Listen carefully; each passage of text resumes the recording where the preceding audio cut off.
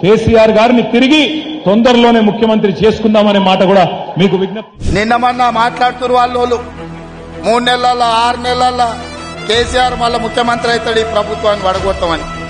నీ అయ్యా ఎవడ్రా పడగొచ్చేటోడు? పడగొడతారా? ఎవడు కొట్టేది? నేను అడుగుతున్నా. వేలాది మంది మా యువకులు ఇక్కడ ఉన్నారు. మీరందరు చూసుకుంటే ఊరుకుంటారా? పడగొడితే ఊర్లలోకి రాణిస్తారా? ఊర్లలో ఎవడన్నా ఈ ప్రభుత్వాన్ని పడగొట్టాలన్న ఆలోచన చేస్తే మీ ఊర్లో 50% కోదండం వేసి కొట్టండి, లాగుల తొండలు ఇడవండి. ఇది ప్రజలు ఎన్నుకున్న ప్రభుత్వం, ప్రజలు ఆశీర్వదించిన ప్రభుత్వం, ప్రజల కోసం పనిచేస్తున్న ప్రభుత్వం. ఇది ప్రజా ప్రభుత్వం. ఆడ అనుకుంటుండు 1,00,000 కోట్లు పెట్టి కట్టిన కాళేశ్వరం కూలినట్టు ఈ ప్రభుత్వం కూలుతుందని. నీ అయ్యా నువ్వు దోపిడీకి పాల్పడ్డావు కాబట్టి ఆ కాళేశ్వరం గాలి వస్తే కొట్టుకుపోయింది. ఈ ప్రభుత్వం గాలి కాదు కదా. నీ ఖాందాన్ మొత్తం వచ్చినా బోర్ల బొక్కలు పండబెట్టి తొక్కుతాం.